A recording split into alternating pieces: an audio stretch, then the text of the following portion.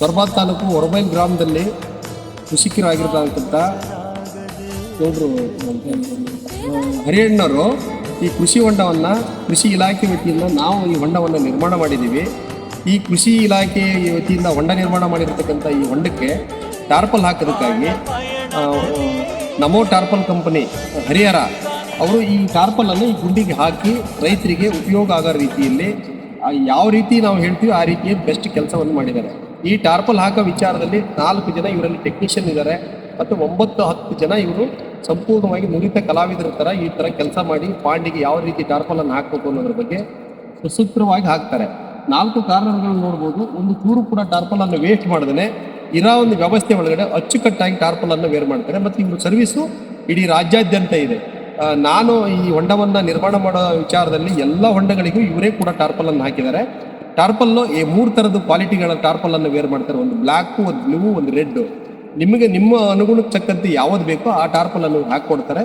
ಮತ್ತು ಸತತವಾಗಿ 10 ವರ್ಷದಿಂದ ಇವರು ಫೀಲ್ಡಲ್ಲಿ ಕೆಲಸ ಮಾಡ್ತಾ ಇದ್ದಾರೆ. ಯಾವ ಥರದ ರೀತಿ ಒಳಗಡೆ ಟಾರ್ಪಲ್ ಹಾಕಬೇಕಾದ್ರೂ ಕೂಡ ಆ ರೀತಿಯಾಗಿ ಟಾರ್ಪಲನ್ನು ಹಾಕಿ ಪ್ರತಿಯೊಂದು. ಆಮೇಲೆ ಇವ್ರದ್ದು ನೀವು ಹೆಚ್ಚಿನದಾಗಿ ಇವರಿಗೆ ಒತ್ತು ಕೊಡ್ಬೇಕಾಗಿರೋ ವಿಚಾರ ಇಷ್ಟೇ. ಮಧ್ಯದಲ್ಲಿ ಏನಾದ್ರು ವ್ಯತ್ಯಾಸ ಆದರೆ ಟಾರ್ಪಲ್ ಏನಾದ್ರು ನಿಮ್ಮ ಕಡೆಯಿಂದ ತಪ್ಪಾಗಿ ರೈತರ ಕಡೆಯಿಂದ ಏನಾದ್ರು ವ್ಯತ್ಯಾಸ ಆದಾಗ ನಿಮಗೆ ಬಂದು ಸರ್ವಿಸನ್ನು 24/7 ಸರ್ವಿಸ್ ಕೊಡತಕ್ಕಂಥ ಅತ್ಯಮೂಲ್ಯವಾದಂಥ ವ್ಯವಸ್ಥೆಯನ್ನು ಇವ್ರು ಇಟ್ಕೊಂಡಿದ್ದಾರೆ.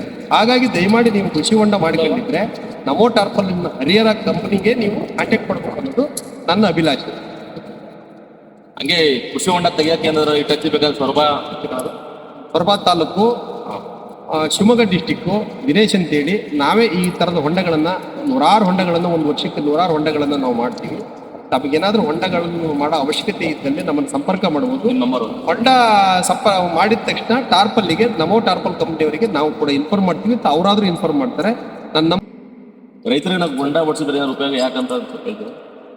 ರೈತರಿಗೆ ಹೊಂಡ ಓಡಿಸೋದು ನಿಮ್ಗೆ ಉಪಯೋಗ ಅಂತಂದ್ರೆ ನೋಡಿ, ಈ ಒಂದು ವಿಸ್ತೀರ್ಣದ ಜಾಗ 30 ಎಕರೆ ಜಾಗ ಇದೆ. ಹತ್ತತ್ರ ಇವ್ರು 40 ಎಕರೆ ಅಂತ ಹೇಳ್ತಾರೆ. 30 ಎಕರೆ ಜಾಗ ಇದೆ. ಇದರಲ್ಲಿ ಬರೀ 4 ಬೋರ್ವೆಲ್ಗಳಿದೆ.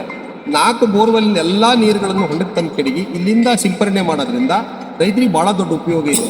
ಯಾಕೆ ಅಂತಂದರೆ ನೀರು ಇದರಲ್ಲಿ ಸ್ಟಾಕ್ ಮಾಡ್ಕೊಂಡು ಇದರಲ್ಲಿ 7.5 HP ಮೋಟ್ರನ್ನ ಹಾಕಿ ಒಂದೇ ಟೈಮಿಗೆ 4-5 ಎಕರೆಗೆ ನೀರನ್ನು ಸಿಂಪರಣೆ ಮಾಡೋದ್ರಿಂದ ಅವ್ರಿಗೆ ಟೈಮು ಸೇವೆ ಆಗುತ್ತೆ ಮತ್ತು ಎಲ್ಲ ಗಿಡಗಳಿಗೂ ನೀರು ಸಿಂಪರಣೆ ಆಗುತ್ತೆ. ಇಲ್ಲಿ ನೀರು ಸ್ಟೋರೇಜ್ ಆಗೋದ್ರಿಂದ ಏನಾಗುತ್ತೆ, ಅವರು ಬೋರ್ ಒಳಗಡೆ ಸಣ್ಣ ನೀರುಗಳನ್ನು ತಂದು ಸ್ಟೋರೇಜ್ ಮಾಡ್ಕೊಂಡು ಪ್ರತಿಯೊಂದು ಹೊಲಗಳಿಗೆ ಹಾಸುವಂಥ ಪ್ರಯತ್ನ ಇದೆ. ಆ ರೀತಿ ಮಾಡೋದ್ರಿಂದ ರೈತರಿಗೆ ಉಪಯೋಗ ಏನಾಗುತ್ತೆ, ಸಿಕ್ಕಂಥ ಕರೆಂಟು ಮತ್ತು ಸಿಕ್ಕಂಥ ಅವಧಿ ಒಳಗಡೆ ಸಂಪೂರ್ಣವಾಗಿ ಪ್ರತಿಯೊಂದು ಗಿಡಗಳಿಗೂ ಸಮಾನವಾದ ನೀರನ್ನು ಹಂಚಲಿಕ್ಕೆ ಈ ಹೊಂಡದಿಂದ ಮಾತ್ರ ಸಾಧ್ಯ. ನೇರವಾಗಿ ಯಾವ ಕಾರಣಕ್ಕೂ ಬೋರಿಂದ ನೀರು ಕೊಟ್ಟರೆ ಎಲ್ಲ ಗಿಡಗಳಿಗೂ ನೀರು ಹೋಗೋದಿಲ್ಲ. ಅದು ಒಂದು ನಿಮಗೆ ಮೇನು ಇದರಲ್ಲಿ ಆಗ್ತಕ್ಕಂಥ ಉಪಯೋಗ. ಮತ್ತು ನೀವು ಬೋರ್ವೆಲ್ ನೀರು ಇದಕ್ಕೆ ಬಂದು ಬಿಡೋದ್ರಿಂದ ಏನಾಗುತ್ತೆ, ಇದು ಬಿಸಿಲಿಗೆ ಕಾದಿರೋದ್ರಿಂದ ಸಾಕಷ್ಟು ನಿಮಗೆ ಇದರಿಂದ ಉಪಯೋಗ ಇದೆ. ಇದಕ್ಕೆ ನೀವು ಸಾಕಷ್ಟು ಗೊಬ್ಬರ ಮತ್ತೊಂದು ಮುಗಿದೊಂದನ್ನು ಹಾಕಿನೂ ಕೂಡ ನೀರು ಸಿಂಪರಣೆ ಮಾಡ್ಬೋದು. ನಿಮಗೆ ಹೊರಗಡೆಯಿಂದ ಸಿಗ್ತಕ್ಕಂಥ ನೀರನ್ನು ತಂದು ಕೆಡ್ಕೊಂಡಾಗ ಬೋರಲ್ಲಿ ಬಂದಂಥ ನೀರಿಗೂ ಹೊರಗಡೆ ನೀರಿಗೂ ಭಾಳ ವ್ಯತ್ಯಾಸ ಇದೆ. ನಿಮಗೆ ಹೊರಗಡೆ ಬರ್ತಕ್ಕಂಥ ನೀರು ಫಲವತ್ತತೆ ಇರುತ್ತೆ, ಆ ನೀರಿನಲ್ಲಿ ಒಂದಿಷ್ಟು ಪೋಷಕಾಂಶಗಳಿರುತ್ತೆ. ಆ ನೀರನ್ನು ಮಳೆಗಾಲದಲ್ಲಿ ಶೇಖರಣೆ ಮಾಡಿ ಇಟ್ಕೊಂಡು ಬೇಸಿಗೆ ಒಳಗಡೆ ಹೊಲಕ್ಕೆ ನೀವು ಬಿಡೋದ್ರಿಂದ ಭಾಳ ದೊಡ್ಡ ಅನುಕೂಲ ಆಗುತ್ತೆ.